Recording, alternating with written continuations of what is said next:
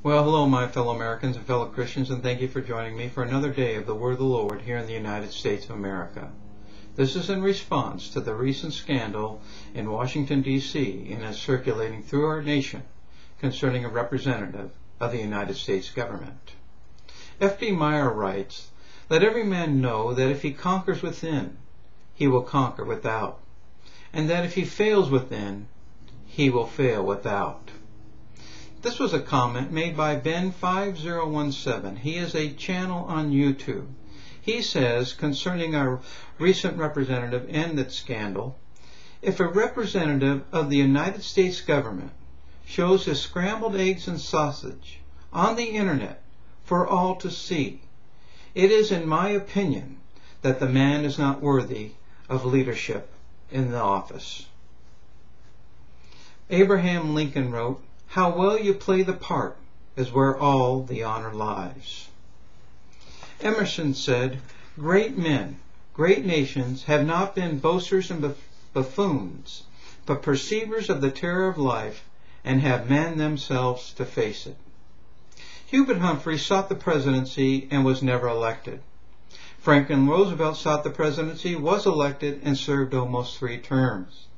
Daniel Webster sought the presidency 3 times, never to be elected. All 3 of these men made an impact upon American history. Their personal vision and preferences graced American politics with influence most men covet today. Presidents, congressmen, and senators do not stand out today as figures of influence and power. They generate the impression they have been staffed with information, have no vision. Where Humphrey, Roosevelt, and Webster all had the trumpet call for visionary programs and decisions, grand leadership qualities captivated them and was perceived in their office. They had a sense of personal power, what it was and what it could be used for. Status quo, a touch here and there, is today's philosophy.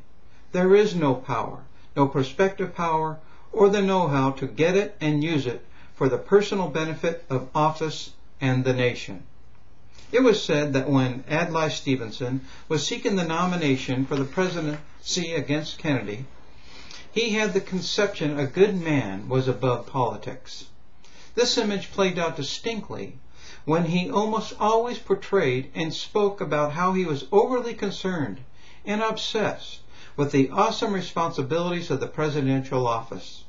He often gave the impression to his constituents he would be hesitant in exercising presidential power. This was extremely damaging to his chances of being nominated. It was as if he was afraid of such power. While with Kennedy, the exercise of power neither rattled or discomposed him. To quote Arthur Schlesinger, he said of Kennedy, "Kennedy took power in his stride.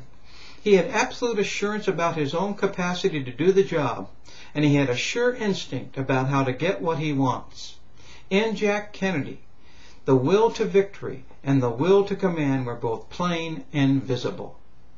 No doubt JFK was a giant political figure of power and savvy in our generation of time, a visionary which we have not seen since his presidency.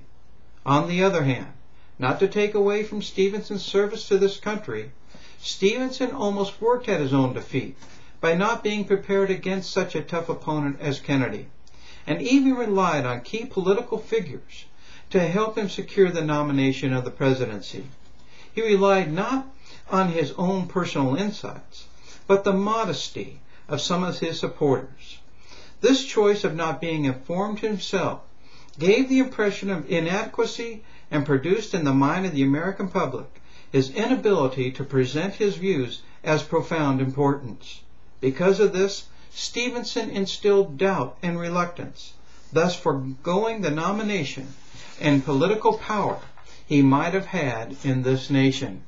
He could have been a larger-than-life institution, for he had laid the groundwork in the years past, but he unknowingly was unaware the nation was willing and ready for it. It was also said that Stevenson, after the Kennedy election, perceived himself as a natural choice for Secretary of State in the new administration. The post went to Dean Rusk, somewhat of a newcomer, and Stevenson was asked to be the U.S. ambassador to the United Nations, which he accepted. The Stevenson syndrome applies to much of our politics today. Political figures not thinking out choices, what their impressions can be upon the American public, and how their choices and attitudes can damage their political careers and power. What the American public can so decisively decide in their usual detailed analysis is of vital importance to any political figure or candidate, especially in this day and age of politics and the information highway. Hubert Humphrey was considered the happy warrior. He loved politics and always conveyed his thought that politics can help us achieve the greatest possibilities for our nation. He was quoted as saying, "True patriotism is the participation of all Americans building their nation." Humphrey held true to his vision of patriotism and the building of the nation his entire life. Some people did not agree with his politics, but he held true to his personal convictions and the importance of personal example in political office. So my words to the young people today seeking political office is not let the activities of another stifle your love of politics, people and country, and the building of our nation. Rely on some of the great examples of the leaders of the past. Stay your course, hold true to your vision, and become the greatest example of political genius and power ever to grace the American landscape. God bless you, and God bless the United States of America.